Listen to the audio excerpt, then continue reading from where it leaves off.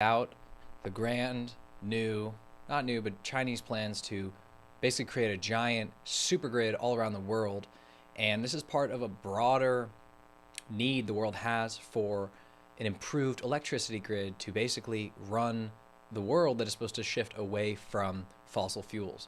So China's plan is actually in a lot of ways similar to the United States and vaguely similar to Europe, but every country around the world is basically realizing that the current electricity grid that we have, that we use to create the bring the electricity that everyone needs everywhere it needs to go when it needs to be there, that whole system, which is super intricate and super old, very convoluted, very piece by piece and ad hoc, that whole thing really needs to be updated. If renewable energy sources and a lot of the various tricks you need to do to move energy and renewable energy in particular around, all of that needs to be shifted so that these old systems can work.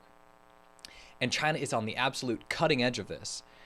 And we'll talk about what it's going to do and then kind of its grander plans, which are part of its yet another sort of geopolitical scheme to sort of provide infrastructure to the world, right? China has this whole idea that it can do amazing things inside China, build great trains, build great ports, build great electricity grids, and then it can just sort of export that, basically continue to build that same stuff all around the world. And that is partially a way to build cool things and keep building them, and it's also a way to get influence. So let's talk about it. So China's energy and electricity grid is like other countries, but it has a big problem in that it is so big. So China uses over 50% as much electricity as the United States. And it doesn't have the power sources that it needs within China. So everybody knows this, and the strategic implications, basically, in China, it is known as the Malacca Dilemma. This was originally, so the Malacca Strait is a small choke point near Singapore where I think around 75% of all energy flows in the world pass through. And it is an enormous amount, over 80% of all of the flows that China needs. So basically, oil, natural gas, and basically oil primarily from the Middle East flows through around India, out of the Arabian, around the Arabian Peninsula, out past India into the Indian Ocean, out and then down past the Nicobar and Andaman Islands, through the Malacca Strait, past Singapore, into the South China Sea, and then up to the various ports and import and loading stations within China. This is a well-known problem, this problem of what to do and how to get the energy sources that China needs, the power supply, basically. And that's well known, but another important part of this problem, which the US and other countries all face, is the grid problem. So this isn't getting power to the country, right? First you get it into the country, and you use it, you use these fuels, you use natural gas, and you use other things to create energy within the country. And in China, it's a lot of coal. So it's a lot of coal. Coal is the most abundant energy resource in China. China uses over 50% of all coal on Earth every year.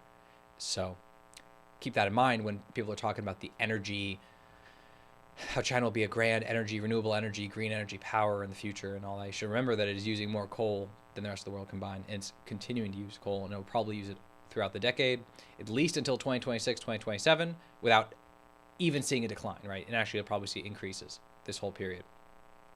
But that is just creating the energy. The other problem, the grid problem, is distributing energy around China. So this is really a tough thing to do. So China, throughout its history until the 20th century, had very little interconnecting infrastructure of any sort throughout the country. The sort of famous Grand Canal, famous sort of Qin dynasty and Han dynasty road system, and other things, these were very limited. And compared to the size of China today, the actual territorial extent of China, this covered a very small portion of the country, like 30%. And the rest of the country is extremely mountainous, or it's deserts, or it's huge basins, or it's jungles, or combinations of the above. And this creates a massive infrastructure problem throughout everything China does. And for electricity, it's a particular problem that China was able to solve really with the coal the coal resources and natural gas, the sort of what we'll get into in a bit with the base load power in a little from the 90s and 2000s. It was able to do this, and it just muscled its way through the landscape. Basically, you go to China, you go to southern China in particular, you'll just see power lines sort of climbing mountains. They'll just go up and down over mountains. They didn't care. They sent people up there to do it, and they did the same thing. And with trains, they sort of put them on pylons, and you could sort of create the impression of a flat landscape by elevating the structure, and that allows you to go through tunnels. That allows you to go through mountains, go around this, go dodge things, and generally keep it very flat and not too curving, which is all very good. But this is only the start, because we're now moving away, or countries are trying to move away from fossil fuels. And this is tough, right? You're going to need new infrastructure to move around China's geography in new ways and to transport energy in new ways. So this starts with basically the base load problem. So anyone who's interested in sustainability, preventing climate change, sustainable energy, whichever way you want to think about it, even resilient electrical grids, you can think about it any way, whether you want to believe or are really invested in climate change or not. Improving the energy system is a basic good in a country, because all industrialized countries run on energy. It is the primary input for civilized life, basically. Every single thing, this computer, camera, the lights, the water pumps, the irrigation systems, it goes on all the servers. Everything runs on energy. You cannot function without it. So, and the way the energy system works is that there's different energy sources that are brought online sort of based on how variable they are and how cheap they are. So at the bottom of the sort of the energy pyramid, you can think of as basically the base load power, or basically the energy bar graph, whatever. The bottom is base load power, and this is really stable power that it isn't easy to sort of ratchet it up or to shut it off, right? So it's just, hence base load, right? It's just there kind of all the time. It kind of provides the floor, the energy floor that any country needs, because remember, energy isn't needed for the same amount at every moment. You need more energy and less energy at different times of the day, different times of the week, different times of the month, different months of the year. And the main ones are basically seasonal. So you need more heating in the winter, particularly in cold regions. You need more cooling, and particularly in hot regions or climates that have hot summers. And that's sort of that's the seasonal change and the seasonal component. The week to week and stuff isn't usually that big. And then the real other challenge is the daily shifts in energy demand, right? So that's people waking up, they need more power, they turn on the lights, they do this, they turn on cooking appliances, they use things in their kitchen, they will turn on TVs, then they go to work, that all plummets. Then other facilities and commercial spaces, historically commercial spaces, now people are just at homes, they would turn on, and then the same thing would happen. You'd have basically a peak in the morning, it would sort of level off in the afternoon, and then towards the evening again, when people get back from work and they make food and they watch TV and they watch movies and they do all this, you'd see another spike before they go to sleep, and then this would happen again. So that's the sort of demand curve that energy has to deal with. And so what you have is just the base load. So a huge part of the basic energy that's just needed all the time and is sort of not responding to any change in demand, that comes typically from baseload power sources, which are, nuclear, coal, and then also increasingly natural gas, as that has become more prominent. But nuclear and coal are the really big ones, and we'll just include natural gas now, because that's part of its role. Although it also is a peaker plant. Those are used in peaker plants, which raise their energy as demand spikes, because natural gas can actually be brought online extremely quickly. That's sort of separate though. And a lot of what a utility does, an electricity utility does, is it layers increasingly responsive types of energy that it can bring online to bring to people when they need it, right? Because energy grids really have to respond to all sorts of events, typically natural events or quasi-natural human events, where you have a massive storm, you have unexpected heating, you have Santa Ana winds, you have all these different natural phenomena that impact the energy demands in a region. And this is a major part of it. And the core of this system, really, the base load is what provides a lot of the stability to this system. It means that you can rely on having a large amount of power that comes primarily from nuclear and coal. But as we try to move away from fossil fuels and nuclear for other political reasons, and the thought that it's extremely hazardous and dangerous, and the Fukushimas and the 3 Mile Islands, and all these things have really, unfortunately, soured people against nuclear power, and we have not been able to iterate and improve on this technology or make it cheaper or make it safer. It doesn't look like there's going to be a new round of nuclear power plants coming online until 2030. We'll see how they do. We'll see how much buy-in they get, see how they can get the cost down. But for now, countries around the world are actually removing nuclear power as well. So you're losing coal because that is the dirtiest fossil fuel there is. And then you're losing nuclear due to the fears surrounding nuclear energy. And right now, actually, nuclear is a big part of a conflict in Europe, basically between France and Germany, where Germany responded to Fukushima by pledging to get rid of all of its nuclear power, which is insane because it's not going to be able to replace it. And then France actually responded to the 1970s oil shock in a big way, by creating a grid that is built on nuclear power. I think something like 75% of France's energy needs are met by nuclear power. This is part of the reason it was able to create its high-speed rail system and to use these electrified trains to do it. It planned that in part because it knew it would have this really reliable baseload energy source. It allowed them to plan for a more electricity-intensive transportation system and a lot of other very electricity-heavy industries, right? So industry is a big user of electricity, and electricity is often the major constraint on industrial production in most, particularly in developing countries. So this is all really, really important, but there's a major problem here. Like, there's a disconnect, right? France does not want to get rid of its nuclear power. It really can't. You can't get rid of 75% of your baseload power, because the real challenge for renewables is that renewables don't replace this baseload power.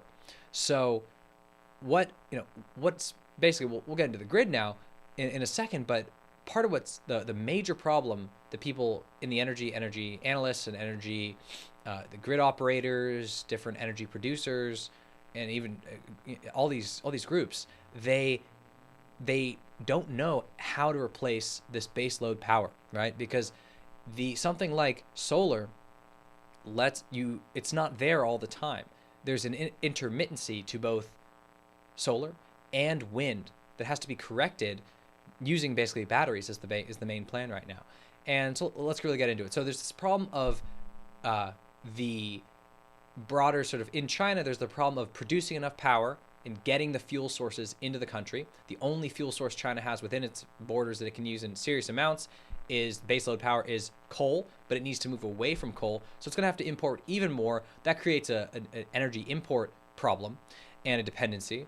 But then there's just also the problem, if you remove coal, you have a further reduction in your baseload power, which means you have to replace some of the underlying very stable power sources that you use to power the basic underlying systems in the country and not respond to demand.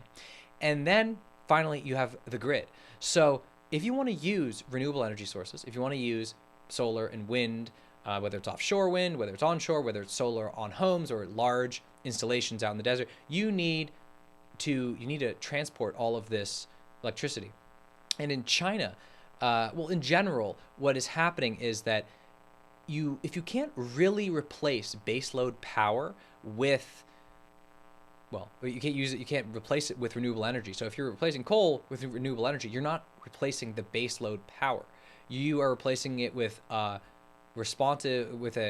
intermittent source. So one way people are trying to think of how to deal with this is to make solar and wind super responsive to demand, right? So you basically are making a more dynamic energy sector where you could store a lot of solar and wind in giant battery plants, and then when you need the energy, you'd release them from the batteries and you send them to the grid. Another way, you can convert this energy in various ways, but batteries are the best one. But basically, what you're doing with renewable energy is you have to replace baseload power with a lot of clever strategies to respond to demand. There's not really another way to do it. I mean, another important thing is also through the distribution system. It's through the grid. And basically, this is the question about what is the grid of the future going to look like. So what the grid does is it takes, the grid, the electricity grid, the electricity distribution system. What it does is it takes newly generated power and sends it to where it is needed. And the way it does this is primarily by, you produce power, right? And it's a super high voltage, and you basically send the voltage you basically step down voltage all the way down to a home. So you have hundreds and hundreds of kilowatt power production at some plant, and then you go to multiple 100 kilowatt lines, then down and slowly down, lower to lower until you're using the couple dozen watts volts that you use in your home. So that is what all those wires and substations are really doing. They're transporting energy at different voltages to different places. And the reason they're doing this with the voltage thing is basically in terms of physics, you will lose less energy if you transport it at high voltages. So if you have long distances to cover, because you're bringing energy from somewhere where it's created far away to somewhere far away where it needs to be used, you have to do that. It's better to do that with as high voltage as possible. And then once you're there, obviously you'd kill people if you tried to use this voltage if it was anywhere near most devices or near people or anything. You have to just step that down. That's the substations, the inverters, the transformers, all this kind of stuff is involved in that process. This is where things got a little dicey in the grid in history in a lot of ways. It used to be that you just had your power source near your city in a way, and you had coal sources there that was used for industry, it was nearby, and it was just done sort of like that. Then things change, and you now have power sources that are, for example, in the United States, they're multiple states away, right? There's power coming from Seattle or Wyoming or Arizona to California, for example, and there's very complex markets to cross state lines and to use all this power. It's very, very intricate, and part of the main problem is basically demand centers for electricity are not the same as the supply centers, and you need the grid to basically square that circle. And so in China, well, before we get into China, let's say there are some thoughts about how to modernize this grid, and there's kind of two schools of thought. And the old school of thought, which is we'll call the China model, basically, and this is what China did in the 90s, 2000s, 2010s, and this is what a lot of people in the US think is needed. And basically, well, not called the China model, this is what China does, and this is what its super grid is, an elaboration of this idea to a crazy extent. But basically, what you do with this is you make really big high voltage distribution lines that carry more energy really far. And so today what people are advocating, as we need more solar energy, we need wind from offshore, and we need all this, is to make basically ultra high voltage lines, direct current lines in particular, because they go one direction and they're a bit more efficient. Right now you have, I think in the United States, you can get around 500 kilovolts that's a high voltage line, high voltage direct current line. This is what is used as sort of the main distribution arteries for electricity. In China, they're going over 800 kilovolts for these ultra high voltage lines that they're using, and they're really useful when you have, basically, in China, you have giant deserts in the west, northwest, that you need to send a lot of the solar power to, in particular, into other regions, into the demand centers in sort of northern China, the North China Plain. That, in the Yangtze region, that is what they're doing. They're making massive, absolutely massive power lines that no one else in the world is doing. And so this is a couple of years ago, officials in China started thinking, hey, we're doing this at a better, bigger, better, badder, grander scale than anyone else. Let's try and export this around the world, use it for influence, blah, blah, blah. And people in China started advocating for a global super grid. And very internationalist and a kind of idealist people around in the West as well are advocating for something similar. So the idea, this sort of elaboration of this massive demand, supply, demand, distribution system of sort of equalizing this whole thing around the world is why don't we take energy resources, not just from within one country and then bring it to another part of that country that needs the energy? Why don't we cross continents? Why don't we bring energy from the high desert of Chile and bring it to California? Why don't we bring energy from Indonesia and bring it to China? Why don't we do the Sahara and bring it to Europe? Why don't we build these massive lines all across the world, right? Create a global, intercontinental supergrid. Well, there's a million problems with this idea, primarily the fact that countries don't get along, and the question of dependence and all of this would really come into play. And China, of course, wanted this, and it was seeking to use something like this to gain influence, to build the lines, to do all that kind of stuff. Unfortunately, this idea didn't really go anywhere. This super grid idea didn't go anywhere because it was really a blatant attempt by China to gain leverage over other people and to help fix its own energy problems and its own production problems. You'd think they'd realize how transparent they are about this sort of thing, but what can you do? So this is the one thing that people are pointing to. In general, forget the supergrid for a second. The expanded grid, more high voltage, particularly high voltage lines all around the United States. This is something people on the left and the right are advocating for America.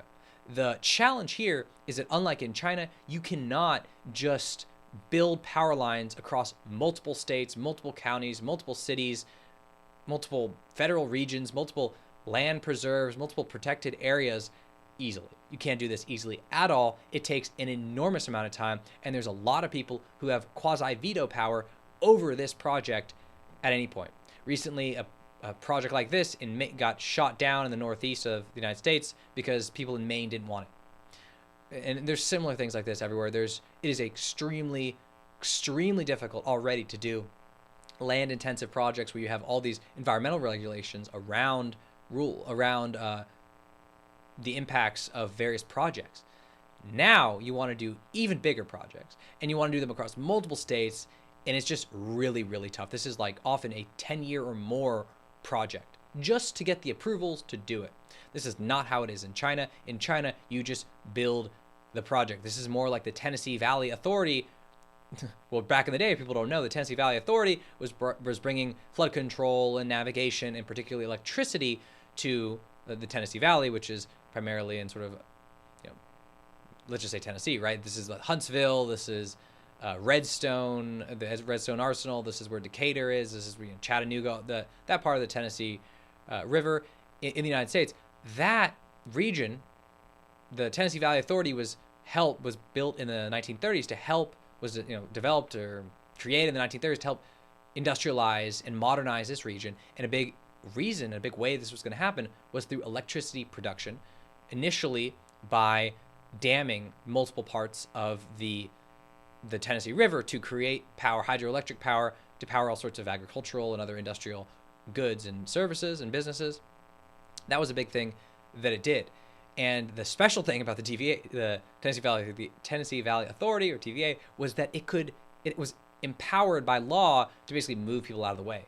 So it had very, what we would see now is very China style. Hey, all you people are getting displaced, move, get away, get out of here, blah, blah, blah. We're building this, we're building that.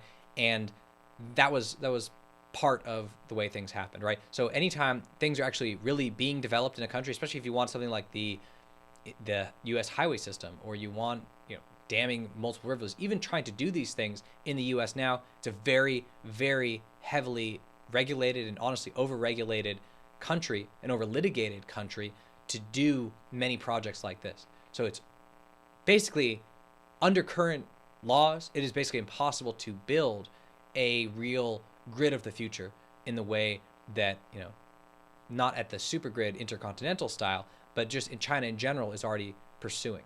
There are major challenges to this because there's a lot of people who don't want things to happen, and for various reasons, right? But that is a major, major problem in the U.S. with this plan. So people on the left and right both want this grid to be modernized. They feel like the United States is losing to China, or is falling behind against China with its electricity grid, and there's problems like you saw in Texas and frequently in California with major demand centers and production centers, and things can get really messed up, and it can be devastating when you lose electricity or energy in a country. It's really, really hard to recover from if it goes on long enough.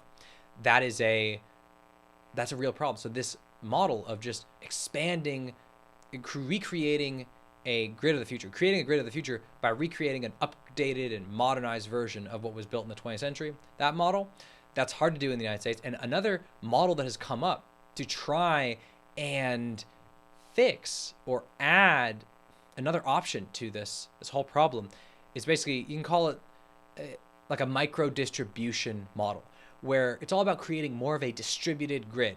So instead of big power lines that go from big production centers to big demand centers, the idea is, it's not, it's more bringing things back to the roots, where it used to be that things were built, power was provided nearby. It was generated nearby and provided nearby and didn't need as much of this crazy interstate stuff or international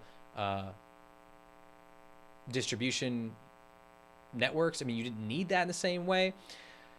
The idea now is let's get rid of it. Let's get rid of these distant power stations, sending power to distant demand centers. We'll keep it local. And this is basically, let's marry wind power and then primarily solar with batteries. Let's have, for example, in Los Angeles, let's give everyone solar panels. Let's give them batteries to store it, and let's create a much more sophisticated grid that can send power, to consumers or consumers of energy, and consumers are also producers of energy. They could send power back to the grid. There's also, there's storage, there's all these things. The idea is you can make a really responsive, flexible, localized, distributed, and potentially more resilient grid if you could make this technology work, right? If you have more of, microgrids, right? You can create smaller grids within neighborhoods, within different regions, and they could also act maybe as large interconnected batteries at the same time. You don't need this large battery centers. Like, basically, if you want intermittent solar to be stored, you need massive battery plants to do it. You're basically creating battery generation facilities, right? They're going to be so big, they're going to just pump out for a few hours a lot of power. And the big problem with these batteries is that they don't actually last long enough yet. They can't actually release energy consistently for as long as you need it. It wouldn't have worked in Texas. It wouldn't have worked in other ways, but the battery technology can improve. But nonetheless, why not give everyone batteries, give everyone grids, and start to wind away or unpeel a lot of these vulnerabilities that came when you had such a large grid that was so distributed and that had so many different moving parts. Unfortunately, you're actually creating more moving parts, but you're not, the parts don't have to move as far. So that's part of what is going on. And these two ideas, there's interesting stuff in here. But just to be clear, this sort of decentralized idea, not happening in China at all, not possible, not even considered really by the Communist Party in any significant way. It does not want a decentralized electricity grid. That's like saying, I want a decentralized military. I want a decentralized political system. I want a decentralized internet. All of that is anathema to the Chinese Communist Party. It needs central control. So we're going to see the most extreme version of the traditional model, updated with the massive power lines, massive distribution, all of that, massive production. It's going to happen in China, which is already, like I said, a larger energy user and producer than the United States. Producer in terms of the power, not in terms of like the natural gas or anything like that. The actual energy source production is very sort of energy sources, that energy fuels is much weaker than the actual power, which you can take the sources from outside places in the world. But the really key thing here is that you got to remember that this micro distribution thing does not really solve that base load problem. If suddenly your grid doesn't have coal, doesn't have natural gas, no. Also, to be clear, so natural gas is a very responsive fuel, right? So there's these combined cycle plants in all across California, for example, that ramp up when you need to respond to major heat waves or stuff like that. That is a really important role that they play in the grid.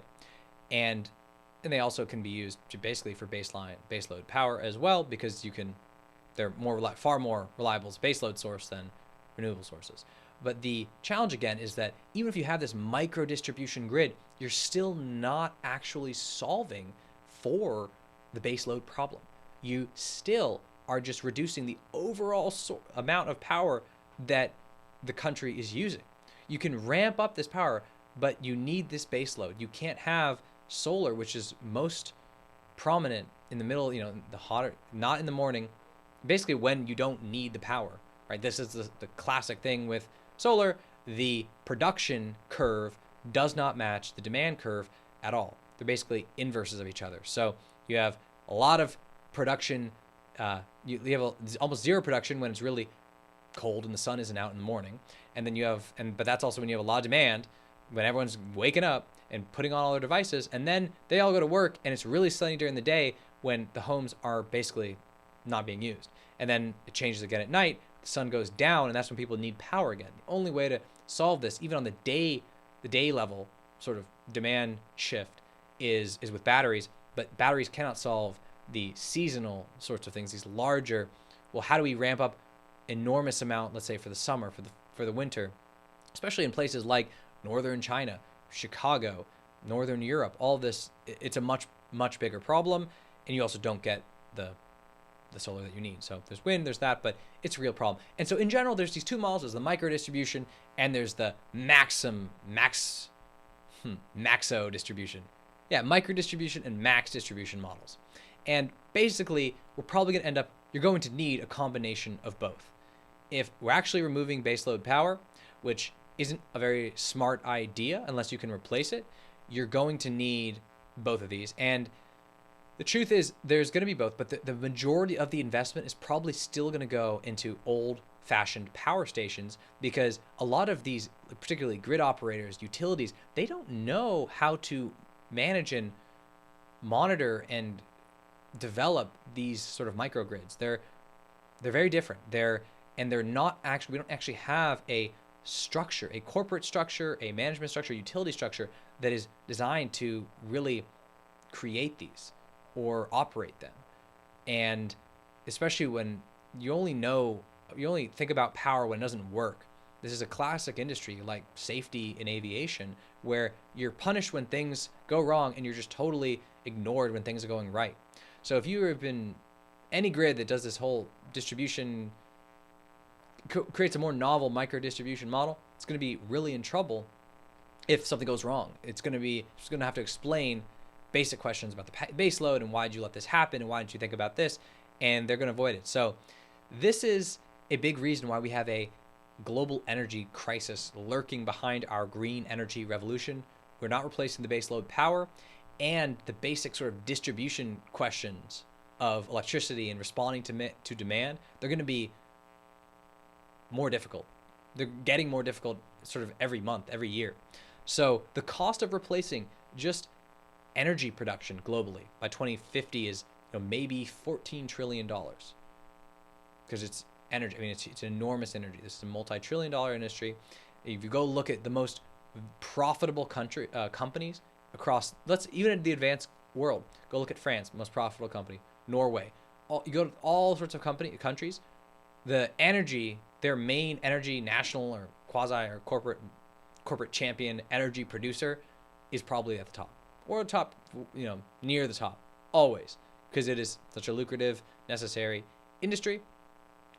But the crazy thing is that 14 trillion, the cost of replacing the grid is probably also around $14 trillion, $14 trillion.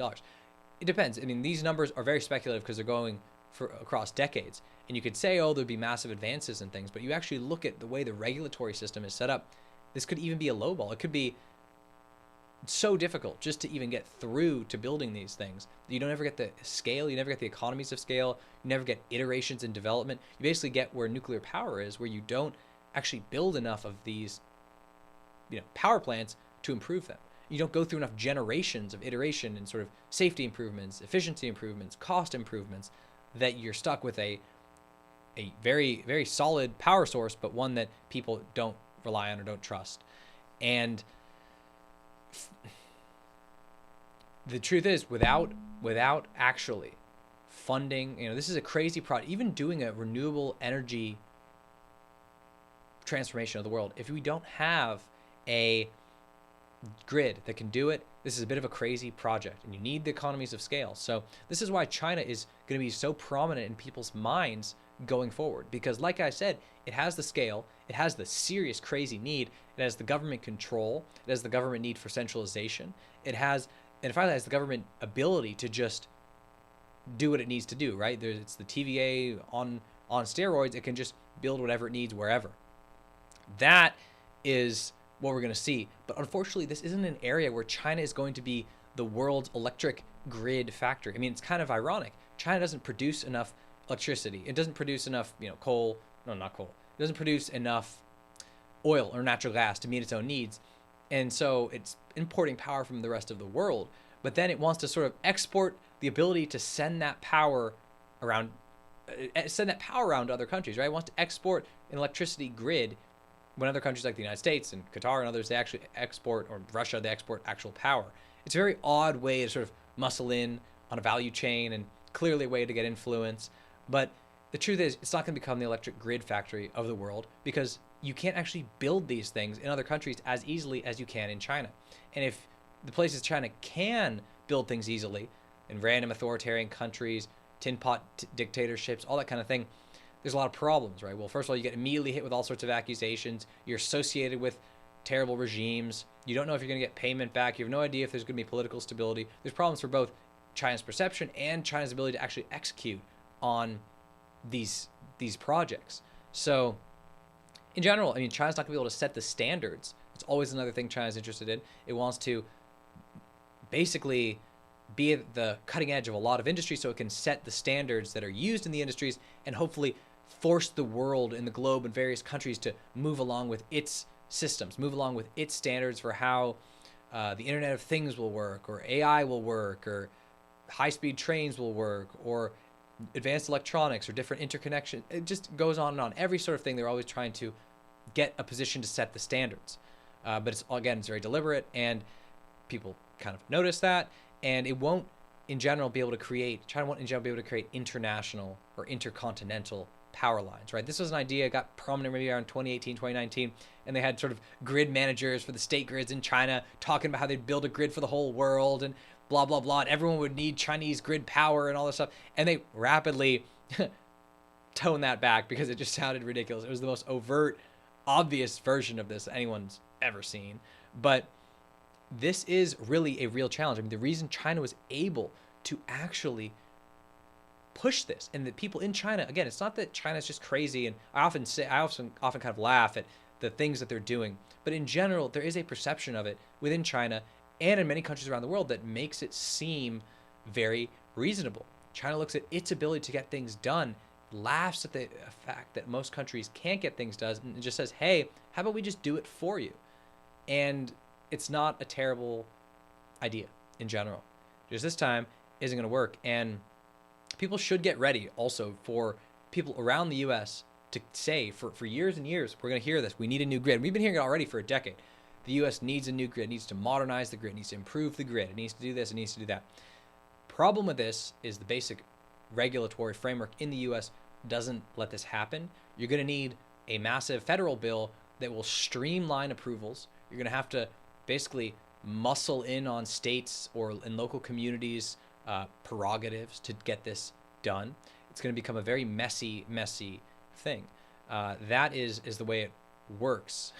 And I hope this video worked for you guys so you actually understand a bit about what the electricity grid looks like, what the problems are related to renewable energy, what a grid of the future might look like, how China took this idea of the grid of the future and tried to market it into a global super grid that isn't just crazy, it's also something that a lot of very high-minded and smart people around the world think might be very reasonable, because it could create a better equilibrium than if you did things just within one country. And a lot of countries really struggle with power and energy, so it was a very optimistic, idealistic sort of idea.